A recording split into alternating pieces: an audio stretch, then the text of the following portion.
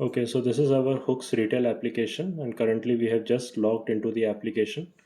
The secondary screen is not showing any videos or any kinds of customized displays.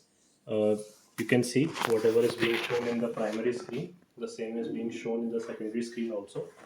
So now in order to configure and to set a video in the secondary screen by means of Hooks retail application, firstly I'll go to the settings module and I'll just go to this option of secondary screen settings. Now here, firstly we need to ensure that our start display and stop display is set at stop display only. So in my case it is already set to stop display. Now we can go to configure our video. So I'll go to this module secondary screen configuration. I'll click on it. Here I'm going to go to this video clip configuration submodule. Now I need to click onto this button, and all of the videos that are available in my device storage, those will be shown to me. So here I have selected two videos, as you can see. So both the videos which I had selected have actually been imported into the application.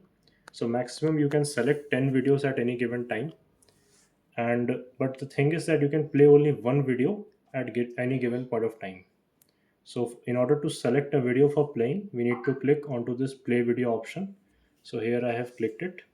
Now we need to go back to our settings module. So in the case of our settings module, we need to go to this secondary screen settings. Now here we need to ensure that our set display setting is set to play video option, which is already in my case. And in case of our display start and stop, we can start our display. So as soon as we do this, our video which we had selected and configured will start playing in our secondary screen. So this is how we can configure and we can play a video on our secondary screen by means of Hooks retail application.